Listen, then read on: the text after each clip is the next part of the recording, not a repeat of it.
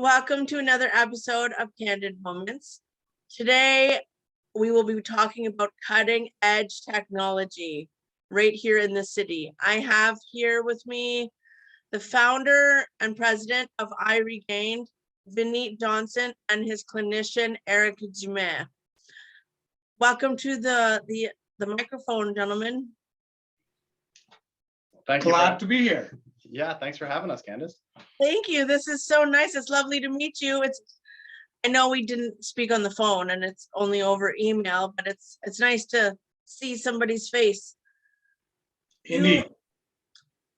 Okay, before we start, I would like to ask, what are 3 things today that you are grateful for?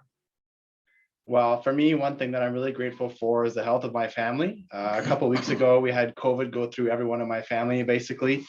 My mom and my dad had some pretty severe symptoms, so I'm happy they made it out unscathed. And I'm also really happy for the opportunity I got at IRegained about a year ago, and not only the experience I've gotten as a clinician here, but also the people I get to meet and how vulnerable they are and the way they share their stories with me. It really changes me as a person and allows me to get a clearer picture of the world and empathize with them a lot better. Oh, that's fabulous. Vineet, what are you grateful for?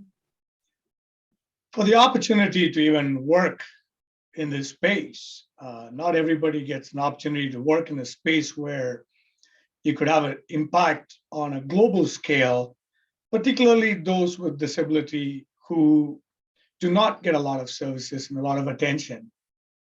So I'm just glad to be having that opportunity. That's wonderful. I'm grateful for my health, my family, all the wonderful people that I keep meeting and connecting with and giving them a platform to share their story. I'm grateful for celebrating my life of being 20 years post-injury, and I'm grateful for this episode. Thank you. Awesome. Great to see what you do. Thank you. I like to give people in our community a platform because not everybody is familiar with the work we do. And it's just, I'm not doing it for me, I'm doing it for our community. I found an article on LinkedIn about IRegained, and I don't think that my viewers are familiar with the concept or the business. Can you tell me the who, what, when, where, why, how of IRegained? It's a very long story. It's a 30-year journey which got me where I am today. The journey goes back to 1992.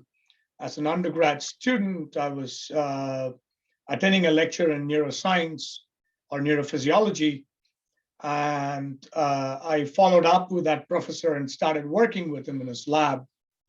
And his goal was to understand how the brain controls the hand. And ever since, my focus has always been trying to understand what happens in individuals after a stroke or brain injury. And when that happens, how does the brain control change and how do you restore the control back? And eventually I started working with robotics. We worked with 3 or 4 different robotic devices at Simon Fraser University and McGill. And I realized that with regards to a robotic device, an average person cannot afford. Most wealthy people cannot afford. So the goal then was to come up with something that an average person can afford, one which is portable, easy to use, so they could take it home and use it as many hours as possible. And then one which targets on their function. How, if they couldn't lift a coffee mug, they should be able to lift a coffee mug. If they couldn't zip up their pants or button up their coats, they should be able to do that. So, way to go. So our goal was completely focused on that function-oriented approach, one which is affordable and portable, and that's kind of where we are at this point of time. Wow. And you recently were one of the recipients from NORCAT for government funding for your business? Yes, we are, from the Sudbury Catalyst Fund. It's a fund that's administered along with NORCAT, FedNor, City of Sudbury, and Nickel Basin. That's And fantastic. yes, Sudbury Economic Development Corporation as well. Okay. So this device, is it similar to neurofeedback in the sense that there are probes on the head and it's attached to a computer screen? So this Or no? device is almost like a cube that can sit in your lap, like a laptop, but a little bit thicker. And the device has little cups that you put your fingers in, and that's it. When you move your finger, the cup moves with it. And then there's some type of feedback provided on a screen. And in our case, we use a Samsung tablet. And the feedback is presented either in a little bar graph that shows you how much you moved, or in the form of a game. So you can be moving a little icon up and down the screen, or pulling like a slingshot back to hit a target or something like that. And the feedback that they receive is only visual. So there's no stimulation, there's nothing going to the head. Everything is just done at the fingertips. So the neural, I guess it's not neuro impulses coming from the fingers in the device? To counter that point, the device does not do anything. Mhm. The device is a passive device. It sets the targets for the patient, and the patient has to do. Mhm. Kind of like if you want to build your bicep, you go to the gym, you pick up the dumbbell and you lift it. So your muscle gets bigger. Same thing here, but because it is hand, which has 25 joints, 35 muscles, you're trying to focus it on a very targeted manner. And that target is presented on that feedback system in a tablet. Okay. I want to see it in person. I don't think I fully get the concept of it, but it sounds fascinating. How you guys have been helping people with this device for 5 years? For the most part, we've started our treatment with patients about 3 years ago, Okay. and they've tested every iteration of the device that's come and gone. Our model is very patient driven. So the patient is the center of everything, and everything branches out from them. So Vineet started with a very rudimentary device that was all manual, and you had to set everything up by hand. And eventually we changed to an easier to use device, a little bit more complex, but every step of the way, every time we changed something, it was either because a patient requested it, or we thought we needed it and we confirmed with the patient. Oh, wow. So it's a device designed by patients for patients to cater to their needs. Exactly. Okay. And is it necessary? Is it required that a clinician be in the room while while a patient uses the device? At this time, it's necessary for a clinician to be there because we're still in a prototype phase, and we still want to get as much feedback from the user as possible. So not only do we collect data from the device on how well their fingers moved, but we also take into account the qualitative data that a user might give us. So how they're feeling, how their shoulder is, how their wrist is, if they like the system, if they're comfortable and stuff like that. Eventually, however, we are going to have a clinician-free device where a physiotherapist or a kinesiologist can go and set someone up, leave them in a room for 5-10 minutes and come back and check on them and have multiple patients going at once. That's fantastic. So Eric, you're a clinician. Yeah. And you studied kinesiology in school? I'm actually a graduate of the French kinesiology program here in Sudbury at Laurentian. Wonderful. Yeah. So since this is a prototype, Mhm. you have not mastered the actual device. I think we're getting to a point where we're pretty close to mastering it. Okay. We are an alpha stage. Yeah. And the beta stage is right now in play. Over the next 3 to 6 months, the beta device will be ready, which will be then sent to multiple hospitals and clinics across US and Canada, with the goal of getting early clinician feedback. And that'll also be paving the way for our commercialization process, where the device then gets sold to those people after a certain trial period, where we'll replace the advanced version for the beta version. Okay, so the target market includes hospitals and rehab centers. Yeah, our primary market right now is rehab hospitals, physio clinics, outpatient clinics, where it can be used by a clinician with patients. I think for the most part, we're targeting skilled nursing facilities, rehab hospitals, physio and rehab centers, and major outpatient clinics in North America. Okay, how is IRegained different than any other traditional practices? So first, let's break up the traditional practices into multiple categories. So if we're looking at other medical devices that do similar things to IRegained, so that work on hand function, first we have devices in a low efficacy category. So there you have your functional electrical stimulation or your TENS machine, FES, and passive devices like squeeze balls and gloves. These devices are more like a crutch. Once you take them away, it stops working. So there's no long-lasting neurological changes in the brain that would allow you to perform your activities of daily living without using the device constantly. Now, on the other hand, we have higher efficacy devices that are these robotic devices that Vineet mentioned earlier that he worked with during his academic career. So a lot of these devices are extremely complex, cost prohibitive, and require a clinician to be trained and can only offer treatment at a hospital or a clinic. Eventually, we hope that our device, the MyHand system, which is easy to use, affordable, portable, and clinically effective, to be used possibly in a patient's home. So we're trying to go above and beyond what already exists. Well, you definitely answered my question. Thanks. Wow, so the goal is to have patients use it independently on their own without a clinician present. Yeah, that's the end goal. Of course, Right. there's a lot of testing to be done. And our first place to go is these rehab centers and outpatient hospitals or outpatient centers, sorry. So we can get their feedback, not only from the clinician, but from the users as well. Because we need to make our model as easy to use and simple to set up so that a patient has no trouble using it in their house. Okay.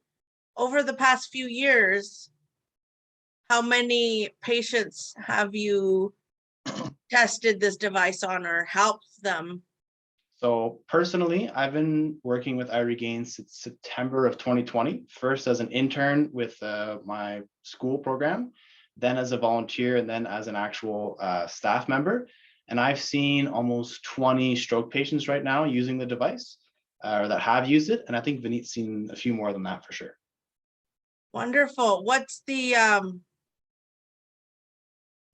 response so far?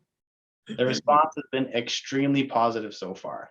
One thing that I've gotten to notice working in this field is that the hand is very often neglected by traditional physiotherapy or rehab practices. A lot of the time, the focus is on the lower body, gait movement, and the upper arm in general. Mhm. But when you think about it, the hand is the ultimate tool. You don't do anything in your daily life without using your hands. So even if you can get your arm to where you want it to go, but you can't actually extend your fingers and grab that coffee mug, right? What's the point? Right. Wow.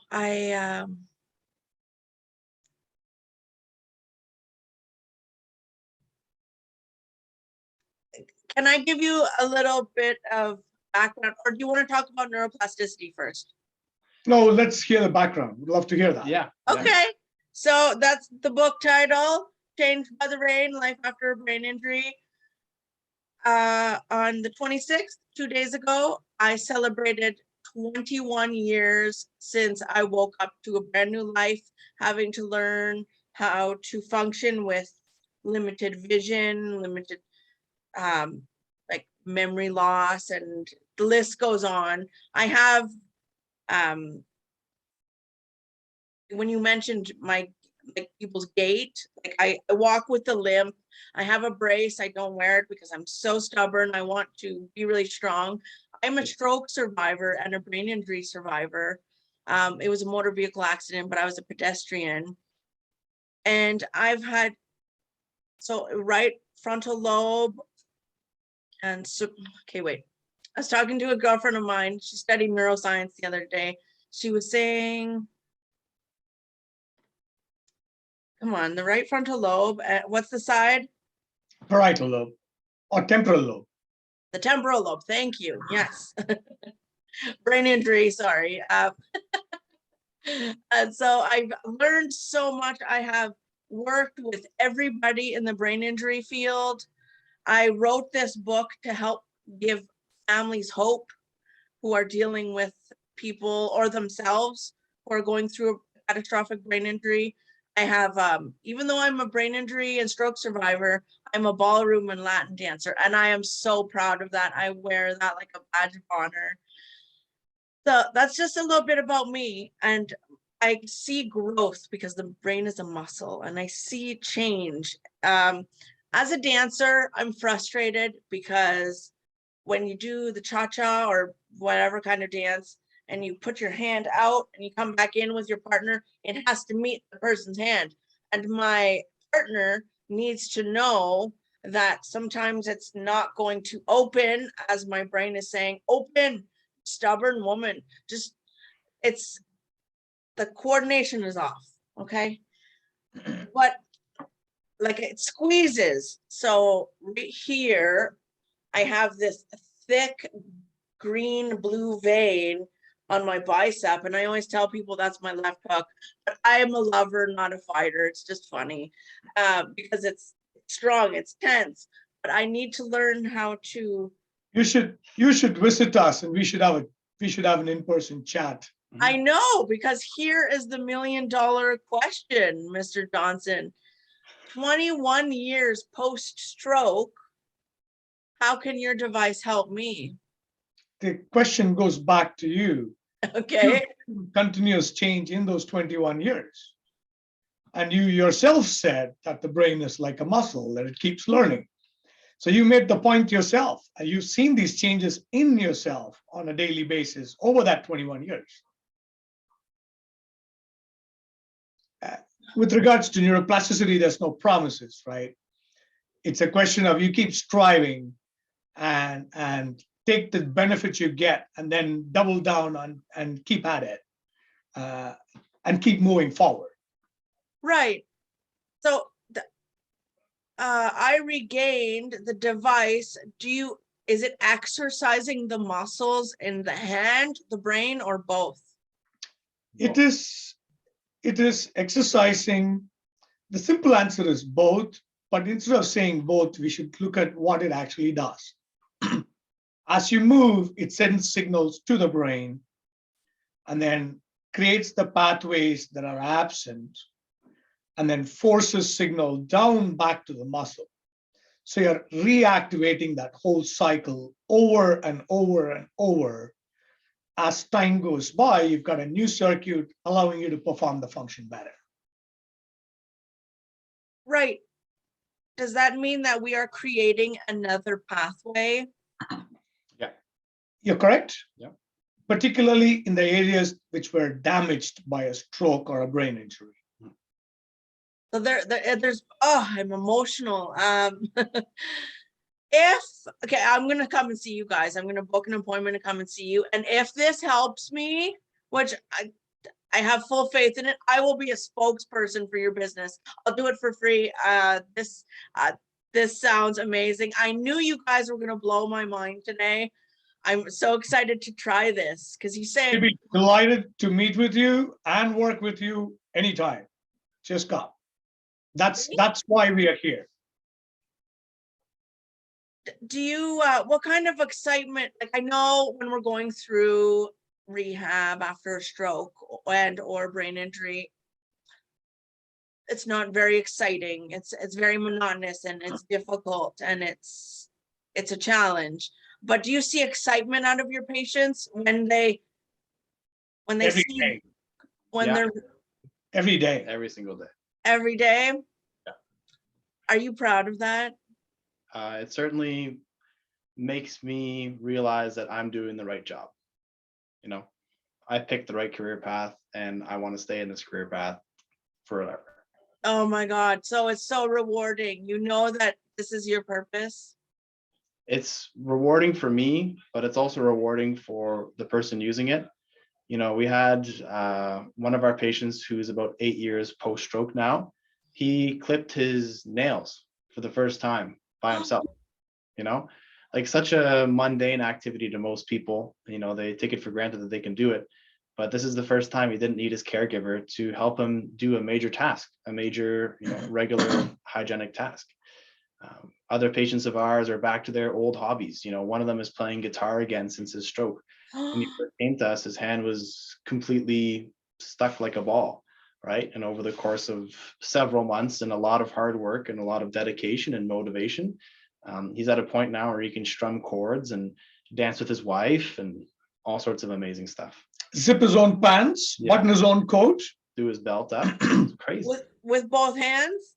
With both hands. Yeah. Oh, that is amazing. Wow. Oh my gosh.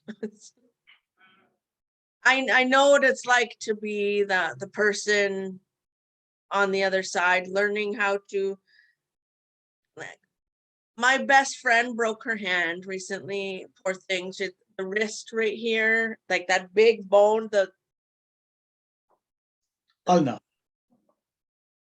This one. Radius ulna. The one on the outside is the ulna. Inside is the radius. Oh, it's the radius she broke. Yeah. Yeah. And she's been doing things. Well, she has a big cast, and she's doing things with one hand, and that's the monarch of the family, right? And I'm sorry I brought her up, but it's a good example. So she's always doing things with one hand, and she's right-handed, so thankfully it didn't affect her right hand. And she says, how do you, like, I know I'm doing things with one hand, but how do you do it? You've been doing things with your dominant hand for 21 years. Like, I do use it. My go-to is my right hand. But if I need to, like, open a door or something, I'll use both hands, but it's not, like, for me to cut vegetables, it's kind of aggravating. I have one of those cutting boards with the picks on it, and I put my veggie there, but it's because it's tense, right? But I still do it. It's just difficult. I don't know. It really shows us what we take for granted. The fact that I can just take both my hands. Like, I've had a sore back this week, this past couple weeks, because I slipped on the ice. So in the morning, like, get out of the shower and to put my socks on, and it's a challenge. But with that sore back, I know that my back will feel better. But when my back feels great, I put my socks on, no problem. And I don't think twice about the fact that, you know what, I can put my socks on just fine, all by myself. I run a business all by myself. I put makeup on all by myself. I taught my brain to teach my body how to do that with one eye. And I'm not saying this because I have something to prove. I'm saying this because I'm grateful for the fact that my brain and my body and my vision are able to, like, work as a team, and kudos to that team. Indeed. Yeah. Excellent story from you there. Thank you. Well, and it all starts in here, right? And it's Vineet, I know that you studied neuroscience and you have a degree in that, but have you read the book The Brain That Changes Itself by Norman Deutsch? Indeed, yes. Did that blow your mind?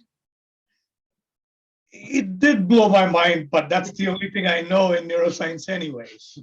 Oh, right. It just kind of gave you Yeah, that's all I've known for, let's say, 30 years. I have 4 degrees, 2 in physiotherapy, 2 in neuroscience. But right from my undergrad, my focus has always been neuroscience. neuroscience. Okay. And it was fascinating to see how well articulated his book was. What? And my book, since I got the copy, I probably shared it with 30 or 40 people. And even right now, it's not in my bookshelf. Someone else has got it.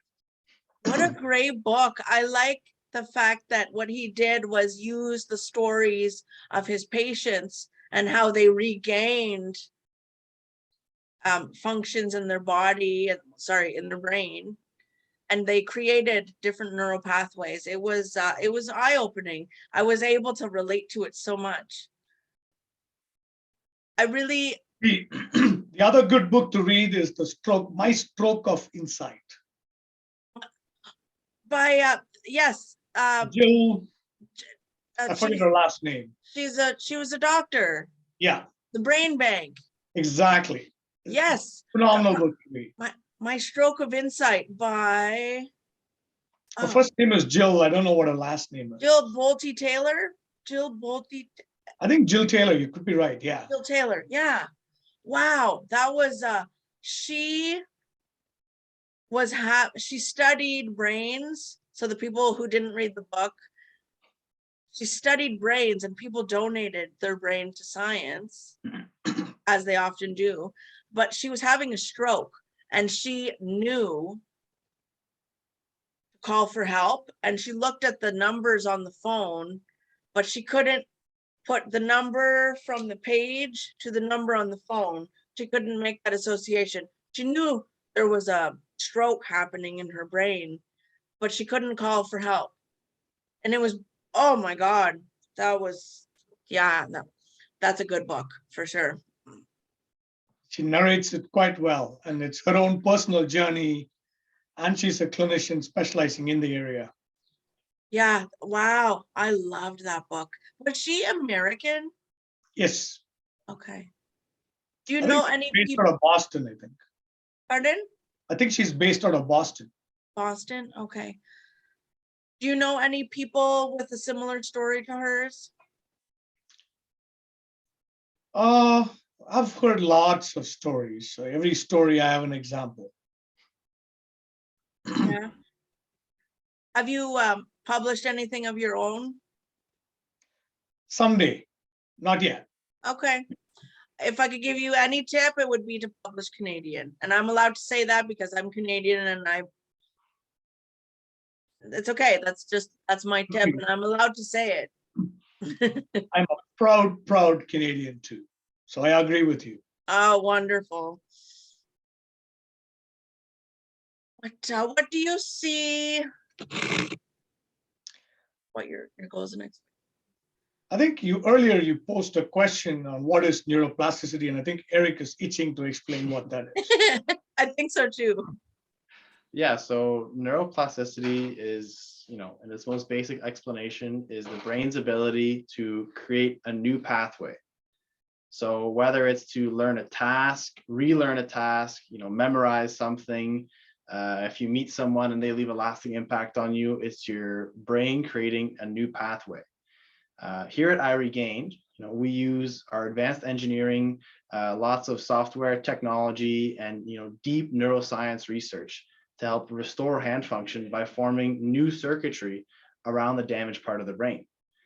And that formation of new circuitry is neuroplasticity. So if you think of someone who's had a stroke, only the brain is damaged. Everything else below the brain, the spinal cord, the tracks going to the peripheral nerves, the muscles, the bones, the joints, everything else is good to go. We just need to find a way to get the signal from the brain into the right spot and to the right muscle.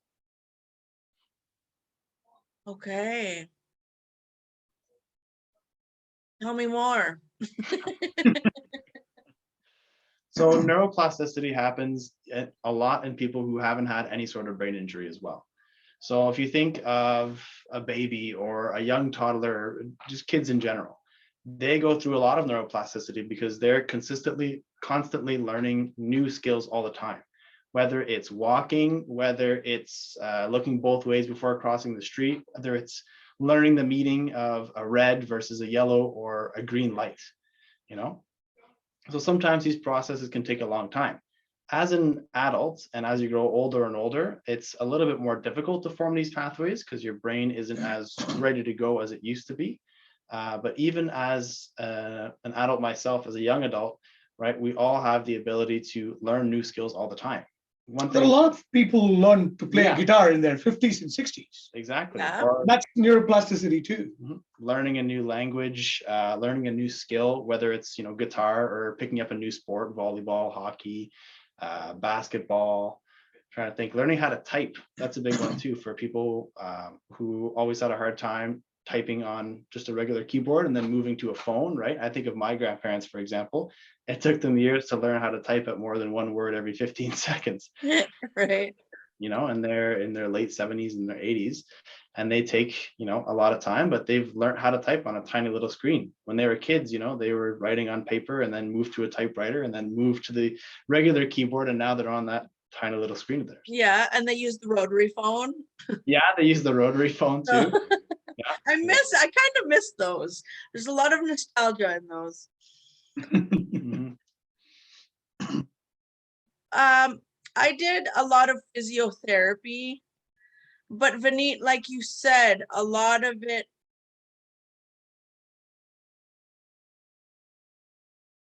didn't. I focused more on walking than I did the dexterity. In what was it? Her name was Lee's. Oh no, neurofeedback. I got to take like marble and put it in the spot and watch the brainwave patterns match the music that it was playing on the screen. That was interesting, and that helped me. And I even tried playing guitar with, like, so I'm right-handed, so I would strum with my right hand, but it wouldn't go from like a G to a D, like it's no. So then when I got on drums, there was no dexterity. There was. So did you play the guitar before the stroke? No, only after. So let's see if we could change that. Hey, I still have the guitar somewhere. Yeah, keep it. Start Okay. getting tuned, and let's see if it gets used more in the near future. You can help me do that. No promises. That's Try. fair. Our job is to try. Yeah. Oh, I have complete faith in that. Wow. I am so excited to help share this episode. This is amazing. You guys have totally opened up a new neural pathway for me, hopefully. And I'm excited to tell everybody about this. Oh, I want to use your device and tell the world about these exceptional people doing exceptional work in our community. Well, Simple people who happen to have the privilege to do some exceptional stuff. Okay, well, that's a humble way of putting it, because when I look at you, I see exceptional people doing exceptional work. Here's the exceptional people. him too. Well, thank you. I'm just a simple guy who, I'm like a catalyst more so than anything else. And I think you'd be very interested to meet the rest of the team too, right? Vineet and I are just two pieces of the puzzle. We have amazing software developers, amazing engineers that put in all the work. We have other clinicians too that work in Sudbury and out of Sudbury that work with, more patients themselves and help test the device. It's not just us, right? The team is what makes IRegained tick. And everyone in it is an amazing person. And I think the best advice that Vineet has given me is always surround yourself with people who are smarter than you. And I think that's exactly what we did. Everyone, that's what I did. That's what he did. I kind of see it, everyone around us and that works with us is just such intelligent, empathetic, caring, generous people. They give their time, they get paid for it, but they give their time to us and they use their brains so hard. And that is true. Incredible they devices. Every single one of them go way above and beyond what they're paid for. Yeah, 100%. And there's a difference there. Yeah. It's not a job, it's a way of life. Yeah. And it's a very meaningful way of life where, you need money to eat, but you are very satisfied with what you do. And you don't come in on a Monday morning thinking it's a Monday morning, or you don't leave Friday evening thinking it's a Friday evening. Most of us, a lot of us end up working Saturdays, Sundays. That's the way of life. And to make a social change, a social impact company, that's what you got to do. And that's what we have here. We have the potential to truly change the world in a way, the stroke rehab world in a way that it's never been changed before, right? we can reach the lives of millions of people around the world and truly make an impact on their day-to-day lives. These people can go back to work, they can go back to helping their families, they can go back to feeding themselves without the need for someone else to step in and help them. It's just such an amazing opportunity, and I'm so thankful for it. You know, I think all of us are thankful for it, to be able to have a job that we're happy to do every day and that we know for a fact will change the lives of people everywhere. Oh my gosh, well, isn't that a motivational speech right there? I think that the work you're doing is changing the world. Those people wouldn't be able to regain anything without dedicated specialists like yourselves, and you have to be empathetic to be in the work that you do. You have to come from a place with a big loving heart and a big brain in order to do that. We do the best that we can, and we're always learning too. That's the best thing. I haven't met two people who've had a similar stroke or a similar injury, you know, and you have to learn from everyone and compile all the knowledge into, you know, one big cone of intent. I don't know, that's a good way to describe it. Right, yeah, no, that makes sense. In mind while you're doing your work, you know, and you never know what someone else has experienced. Even myself, I see all these people, but I could never put myself in their shoes truly and understand what they're going through. So it's just to do the best that we can with the resources that we have. Yeah, and let's hope that you never have to see what it's like to like feel being in their shoes. Yeah. And isn't it fascinating how every single injury is different? You can take 15 patients or 15,000 patients who have all fallen off of a 4-story balcony while being impaired and had a right frontal lobe impairment, and their injury, how it affected their speech, their mobility, their thought process is all different. You're correct. Yeah. I only know this because of the brain injury community that I'm a part of, and attend meeting all the specialists. And I did take some psychology in college, and I feel that I could have taught that class because I know what it's like to be affected, but at the same time, I think I still lack awareness for like some of my inefficiencies. Dr. Matheson and I often we struggle with being on the same page about that, because he said, if you were to watch the episode earlier in my show, Dr. Matheson is the brain injury psychologist who actually inspired that book title because it's a metaphor and it's brilliant. So the rain is like the rain on my bonfire. My bonfire is the brain. So when it rained, that's the injury. So it wasn't a bucket of water, but it was more like it sprinkled on my brain. Just like every brain injury is different, and how it affected the self. I know you guys understand what I mean. You'll have to read the book. Maybe I'll have to come by and bring you the book so that you can recommend it to your patients. Hey, you gotta support local, right? Sure. Yeah. Absolutely. Wonderful. I'm so excited to meet you gentlemen in person. Yeah, we can make sure to email me after the interview so we can set something up next week. Ah, that is such a great idea. You guys have just warmed my heart with the work you do today. I know that you see patients all day and you took time out of your busy schedule to meet with me today. And I'm so, so grateful for having a candid moment with you gentlemen today. We're thankful to you for taking the time to talk to us, because that makes a huge world of difference. And thank you so much for what you do. And thank you for reaching out as well. It was awesome. Oh, of course. Thank you guys so much. I'm going to promote it on social media, and it will, I'll let you know when it launches. Oh, actually, it's soon anyways, but we'll be in touch. Awesome. Thank you, Thank Ken. you guys. Keep changing the world, my friends. Much appreciated. Thank you, Eric and Vineet, everybody. Yeah, we'll see you soon.